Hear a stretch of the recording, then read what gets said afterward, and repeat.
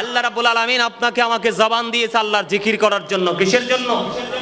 এখন জিকির করতে হলে আপনি যেই কোনো কন্ডিশনে জিকির করতে চান আপনি পারেন। ফাযকুরুল্লাহ কিয়ামান, দাঁড়িয়ে দাঁড়িয়ে জিকির করো, ও কুউদান, বসে বসে জিকির করো, ওয়া আলা যুনুবিকুম, শুয়ে শুয়ে জিকির করো।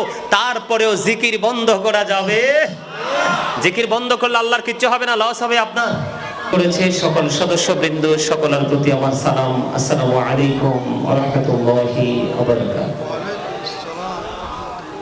সম্মানিত উপস্থিতি, আমি অতিরিক্ত কোনো কথা বলবো না, তবে যেইটুকু কাজ দিয়ে শুরু করতে চেয়েছিলাম সেইটুকু করতে পারলাম না।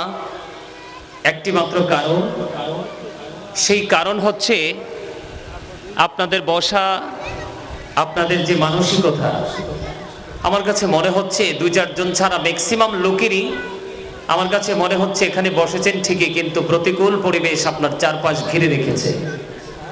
কেন বললাম? সম্মানিত উপস্থিতি, আপনি কিন্তু প্রত্যেক দিন আপনার কর্মস্থলে গিয়ে অ্যাটেন্ডেন্সশিপ যেটা আছে সেটাতে কিন্তু আপনি সিগনেচার করলেই কিন্তু হবে না। আপনাকে কিন্তু সকাল থেকে বিকেল পর্যন্ত আপনাকে কাজ করতে হবে।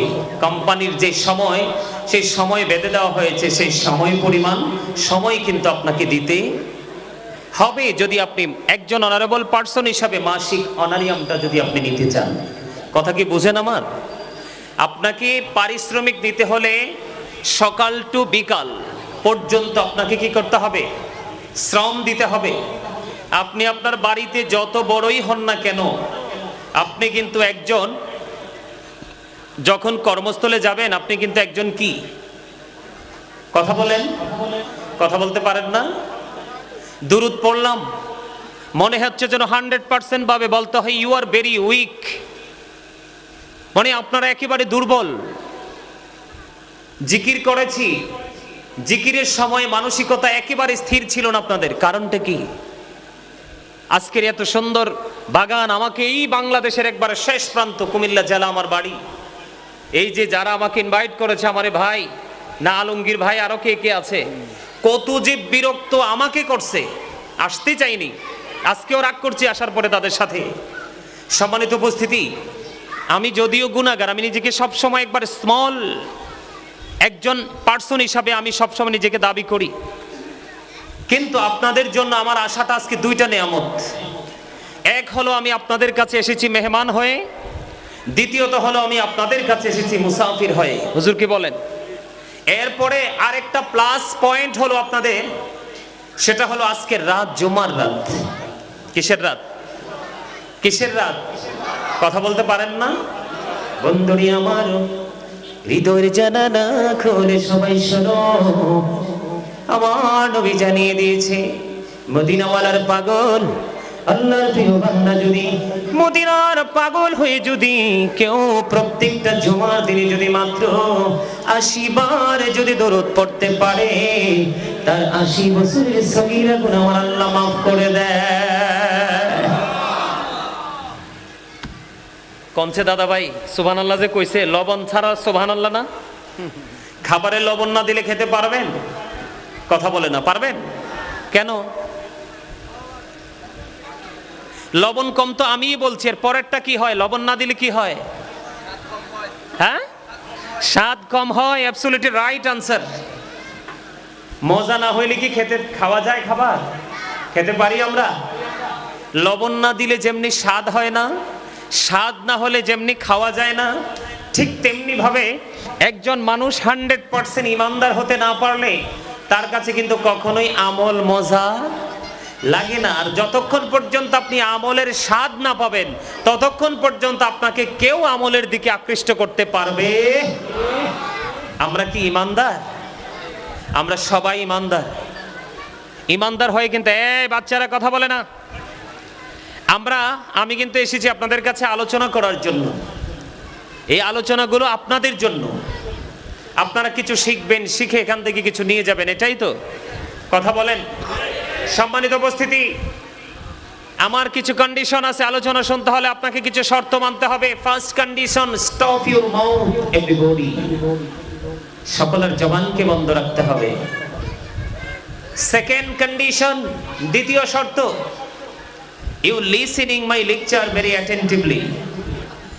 আমার কথা সবাইকে মন দিয়ে শুনতে হবে। তৃতীয় শর্ত, থার্ড কন্ডিশন, আপনি যদি বলেন হুজুর আপনার এই শর্ত মানতে রাজি না, আই ডোন্ট অ্যাকসেপ্টেবল, আমি বলবো I say go to your seat. আপনি এখানে বসে থেকে কোনো লাভ নাই, আপনি আপনার বাসায় গিয়ে ঘুমান। দাদা কি বলেন? হ্যাঁ, ঠিক নেই? আপনি আপনার বাসায় গিয়ে ঘুমান, এটা আপনার জন্য অনেক বেটার। শারীরিকভাবে একটু স্বস্তি পাবেন, তবে ওপারে গিয়ে ফিউচারকে ব্রাইটনেস করা যাবে না, ওখানে কোনো কিছুই মিলবে না। আমরা তো এখানে এসেছি পরকালের বাজার করতে। কথা বলে বুঝেন না? মা কি করতে এসেছি এখানে? বাজার করতে। এটা কিন্তু শপিং কমপ্লেক্সের মতো, যার মানে যার টাকা বেশি সে সবচেয়ে ভালো জিনিস খরিদ করতে পারবে, তাই না?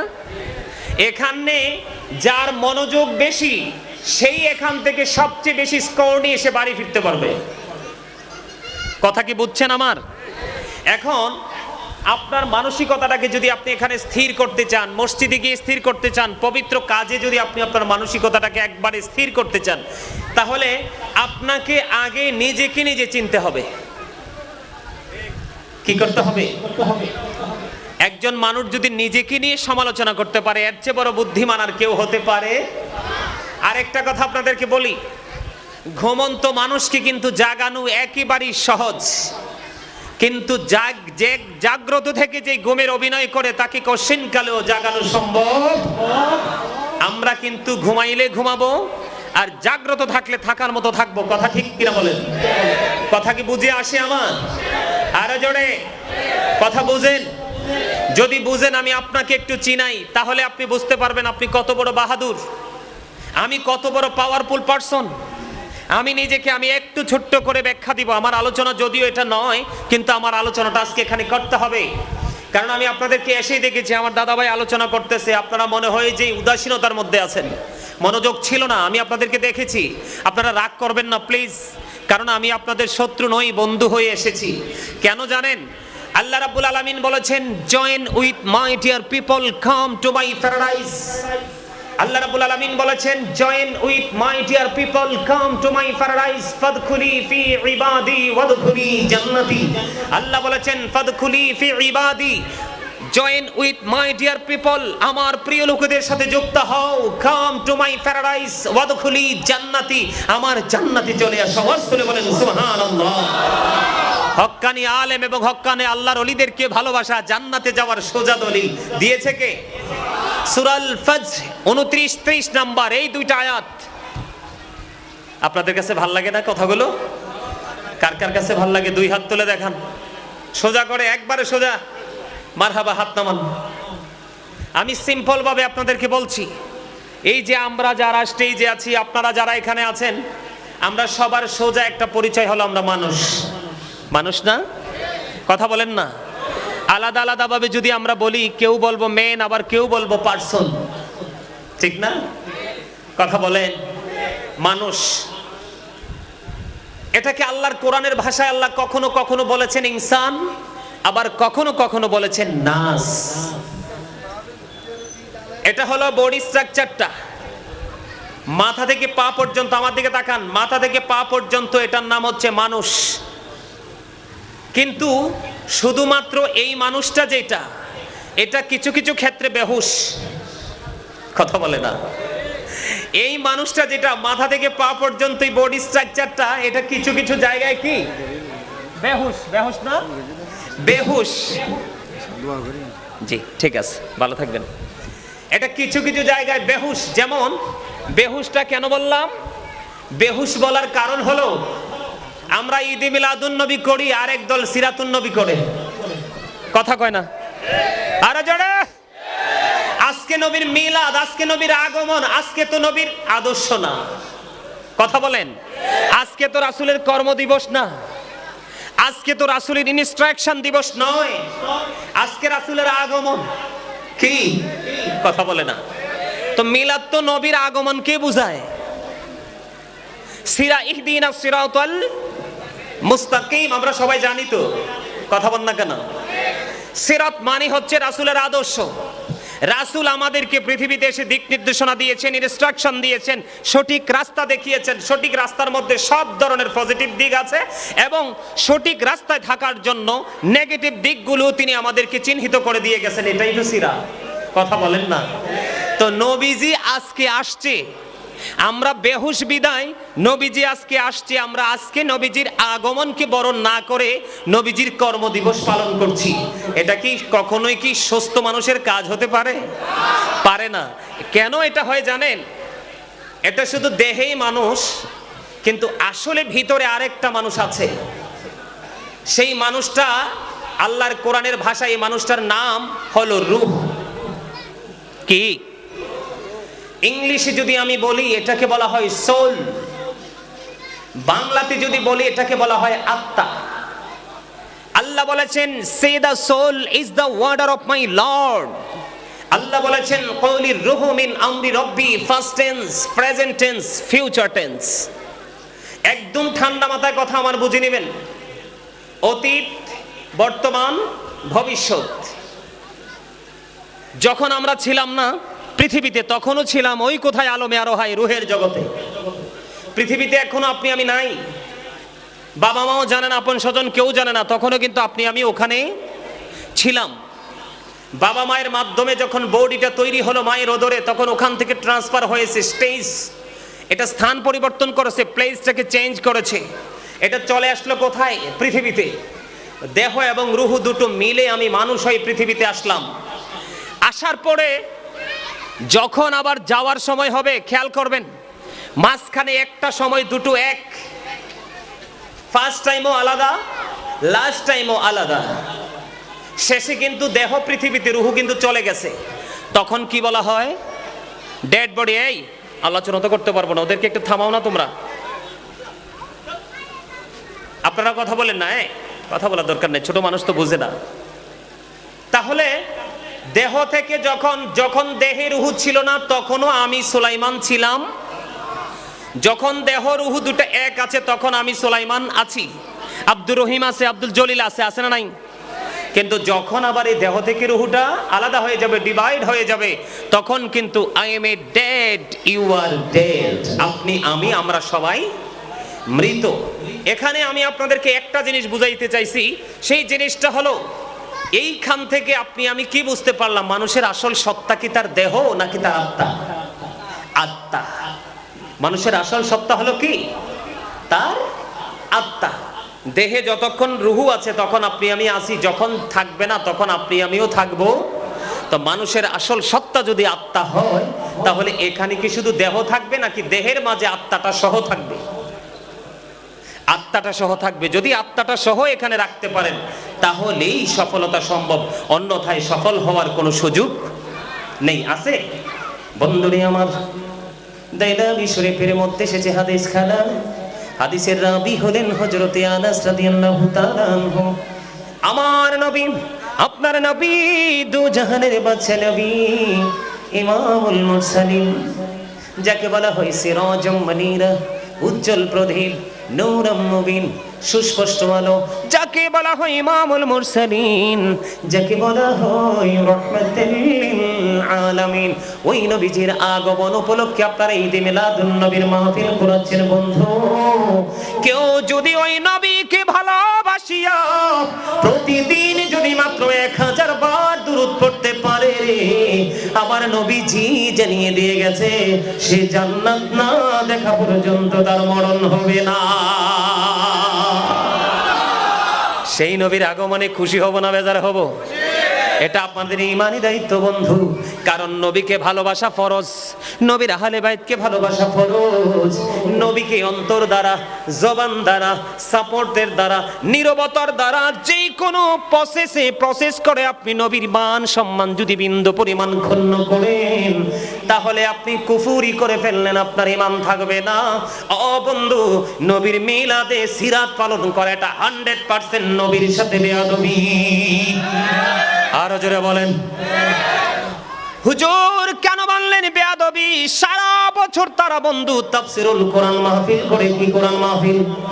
সারাটা বছর করে তাফসিরুল কোরআন মাহফিল। আর শুধু ঈদ মিলাদুন নবীতে করে বন্ধু সিরাতুন নবীর মাহফিল। কিছু বোঝা যায়নি এখান থেকে? আপনারা কিছু অনুভব করতে পারেননি? আমার দিকে তাকান, আমি দলিল ছাড়া কথা বলবো না বন্ধু। কোরআন শরীফে সূরা ইউনূস, সমস্যা কি? তোমরা দুজনে কি সমস্যা আছে? কিছু বলবা? বলবা না? তাইলে একটু দয়া করে একটু চুপ থাকো। বন্ধুরে আমার, সূরা ইউনূসের 58 নম্বর আয়াতে আল্লাহ রাব্বুল আলামিন বলেছেন, কুল হাবিব, আপনি বলে দেন। আল্লাহ রাব্বুল আলামিন আল্লাহর হাবিবকে ডেকে ডেকে বলতেছেন, বন্ধু আপনি জানিয়ে দেন, কুল বিফাদলিল্লাহি ওয়া বিরহমাতিহি ফাবিযালিকা ফালিয়াফরাহু হুয়া খায়রুম মিম্মা ইয়াজমাউন। আল্লাহু আকবার বলে আর জোরে, আর জোরে। আরে আপনাকে আমাকে জবানটা দিয়েছে আল্লাহ রাব্বুল আলামিন চা দোকানে বসে বসে, শপিং কমপ্লেক্সে বসে বসে, কোলাহল পরিবেশে গিয়ে, বিয়ের বাড়িতে গিয়ে, বন্ধুর বাড়িতে গিয়ে ভালো ভালো খাবার খাওয়ার জন্য নয় এবং অপ্রাসঙ্গিক অগ্রহণযোগ্য কথা বলার জন্য নয়। আল্লাহ রাব্বুল আলামিন আপনাকে আমাকে জবান দিয়েছে। আল্লাহ বলেছেন ফাযকুরুনি আযকুরুকুম। আল্লাহ বলেছেন remember me then I will remember you. তোমরা আমাকে স্মরণ করো, আমি তোমাদেরকে স্মরণ করব। আওয়াজ করে বলেন সুবহানাল্লাহ। আল্লাহ রাব্বুল আলামিন আপনাকে আমাকে জবান দিয়েছে আল্লাহর জিকির করার জন্য। কিসের জন্য? এখন জিকির করতে হলে আপনি যেই কোনো কন্ডিশনে জিকির করতে চান আপনি পারেন। ফাযকুরুল্লাহ কিয়ামান, দাঁড়িয়ে দাঁড়িয়ে জিকির করো, ও কুউদান, বসে বসে জিকির করো, ওয়া আলা যুনুবিকুম, শুয়ে শুয়ে জিকির করো। তারপরেও জিকির বন্ধ করা যাবে? জিকির বন্ধ করলে আল্লাহর কিচ্ছু হবে না, লস হবে আপনার। কার? হাদিস শরীফের মধ্যে বন্ধু ছোট্ট একটা অংশ, অনেক লম্বা হাদিস। আল্লাহর হাবিব জানিয়ে দিয়েছে, কেউ যদি আল্লাহর জিকির করার জন্য আল্লাহর দিকে যদি এক হাত পরিমাণ যদি এগিয়ে আসে, আল্লাহ রাব্বুল আলামিন ওই বান্দার দিকে 2 হাত পরিমাণ এগিয়ে আসে। রে চট্টগ্রামের মানুষ, আমার ভাই, আমার বাবারা, আমি আমার মা বোনদেরকে বলবো, বন্ধু হৃদয় করে শোনো। আমার নবী জানিয়ে দিয়েছে, আমার উম্মত প্রাণ খুলে তোমরা শোনো গো। যখন কোন উম্মত, কোন বান্দা আল্লাহর জিকির করার জন্য আল্লাহর দিকে হেঁটে হেঁটে আসে, আল্লাহ রাব্বুল আলামিন তখন আল্লাহর ওই বান্দার দিকে দৌড়ে ছুটে আসে। বলে হুজুর এটার এক্সাম্পল চাই। এক্সাম্পল তো দিতে হয়, আল্লাহকে তো কেউ দেখেননি। আল্লাহ রাব্বুল আলামিন যে এসেছে আপনি আমি এটা বুঝতেও পারি না। হুজুর তার এক্সাম্পল হলো আপনার আমার মাঝে আল্লাহওয়ালা লোক আছে না নাই? কথা বলেন। আল্লাহওয়ালা লোকের চলন ভলন দেখলেই বন্ধু, সিমটম দেখলে বোঝা যায় সে যে আল্লাহর প্রিয় বান্দা। কথা বলেন না কেন? বোঝা যায় কি যায় না? তার মানে হলো একটা বান্দা জিকিরের মাধ্যমে, জিকির মানে হলো, জিকির বুঝেন না, জিকির মানে হলো স্মরণ করা। কি করা? জিকির মানে হলো স্মরণ করা। আমি এক্সাম্পল দেই। সুবহানাল্লাহ বল আল্লাহর জিকির, আলহামদুলিল্লাহ বল আল্লাহর জিকির, আল্লাহু আকবার বল আল্লাহর জিকির, লা ইলাহা ইল্লাল্লাহ বল আল্লাহর জিকির। কাউকে ভালো কাজের জন্য ডেকে নিয়ে আসা, এটাও আল্লাহর জিকির। আবার কাউকে মন্দ কাজ থেকে বারণ রাখার চেষ্টা করা, এটাও আল্লাহর জিকির। নামাজ পড়তে দাঁড়িয়েছেন, ওইটাও আল্লাহর জিকির। ওই যে মক্কাতুল মুকাররমা, মদিনাতুল মুনাওয়ারায় গিয়েছেন হজ করার জন্য, এটাও জিকির। কারণ মদিনায়, মক্কা মদিনায় যেটা করেন সেটা হলো জিকিরের জুলুস। সুবহানাল্লাহ বলেন না? ওখানে গিয়ে যেটা করে সেটা হলো বন্ধু জিকিরের জুলুস। আর এই নামাজ, যে আমলটা, যে জিকিরটা একই জায়গায় দাঁড়িয়ে এবং বসে সম্পূর্ণ করা হয়, এটাকে বলা হয় জিকিরের জলসা। আজকে যে আমরা এখানে বসেছি এটা হলো আমাদের জিকিরের জলসা। ঠিক কিনা বলেন? আর জোরে। আমি বলতে চেয়েছিলাম বন্ধু, আপনি আল্লাহর প্রিয় হওয়ার জন্য দৌড়ে হেঁটে হেঁটে আসছেন। আজকে আমরা জানি সবাই মাহফিলে আসছি। কোথায় আসছি? আমরা জানি আজকে আমরা মাহফিলে এসেছি। মূলত মাহফিল আমরা সবাই বলি, কিন্তু মূলত এটা হলো আল্লাহর জিকিরের জলসা। আমরা জিকির করতে এসেছি। ঠিক কিনা বলা? এটা হলো জিকিরের জলসা। হেঁটে হেঁটে এসেছেন, আল্লাহ আপনার দিকে দৌড়ে আসতেছে। তার মানে আপনি আল্লাহর যত কাছে যেতে চান তার চাইতে আগে আল্লাহ রাব্বুল আলামিন আপনাকে আল্লাহর কাছে নিয়ে যায়। আর জোরে জোরে বলেন না সুবহানাল্লাহ। খবর ভালো লাগেনি শুনতে? আরো জোরে বলেন, ভালো লাগেনি শুনতে? জিকির জিকির, এই যে আজকে মিলাদুন্নবী, এটাও কিন্তু জিকির। এটা কি মিলাদুন্নবীতে আপনারা উপস্থিত হয়েছেন, এটাও কি জিকির? আমি আপনাদেরকে বলবো বন্ধু, আমি আপনাদেরকে ছোট্ট করে এক্সাম্পল দিলাম। আপনি সফল হতে হলে দেহ এবং রুহ দুটো মিলিয়ে কাজ করতে হবে, এবং এই দুটোকে মিলিয়ে সর্বপ্রথম নবীর সাথে প্রেমের ডুরি লাগাইতে হবে। কি করতে হবে? নবীজির সাথে প্রেমের ডুরি লাগাইতে হবে। কারণ নবীজির সাথে যখন আপনি প্রেমের ডুরি লাগাবেন, তখনই আপনি আল্লাহ রাব্বুল আলামিনকে পাওয়ার জন্য সঠিক পন্থাটা খুঁজে পাবেন। কারণ নবী ছাড়া সঠিক রাস্তা খুঁজে পাওয়ার কোনো সম্ভাবনা নেই, আসেনি? রাসূল ছাড়া সঠিক রাস্তা অবলম্বন করার কোনো সুযোগ আসেনি? নাই। বসেন, একজন চলে গেলে সামনে চলে আসবেন। আমার কথা আপনারা বুঝতেছেন? তাহলে জিকির করবেন তো? সারাক্ষণ শুধু ওয়াজ শুনবেন? মাঝে মাঝে বলবো একটু সুবহানাল্লাহ বলেন, বলবেন আলহামদুলিল্লাহ বলেন, বলবেন। আপনাদের কাজ এটাই, আর বাকি কাজ হলো মন দিয়ে শোনা। আজকে এসেছেন এখানে শোনার জন্য, কারণ শুনলেই বন্ধু আমল করা যায়, যায় কি যায় না? তা আমি আপনাদেরকে বলি, ঈদ মিলাদুন্নবী, ঈদ মানে হলো কি? খুশি। ঈদ মানে হলো আনন্দ, ঈদ মানে হলো ফিরে আসা, ঈদ মানে হলো প্রত্যাবর্তন করা। আমরা ঈদ মিলাদুন্নবী, তার মানে নবীজির আগমনে আমরা খুশি। ওই যে আমি সূরা ইউনূসের 58 নম্বর আয়াত তেলাওয়াত করেছি, আল্লাহ রাব্বুল আলামিন বলেছেন, কুল বিফাদলিল্লাহি ওয়া বিরহমাতিহি ফাবিযালিকা ফালইফরাহু ওয়া খায়রুম মিম্মা ইয়াজমাউন।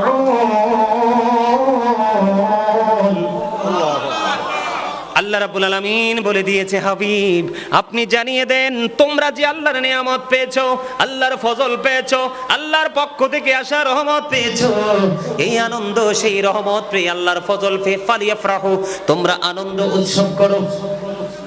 সুবহানাল্লাহ বলেন না?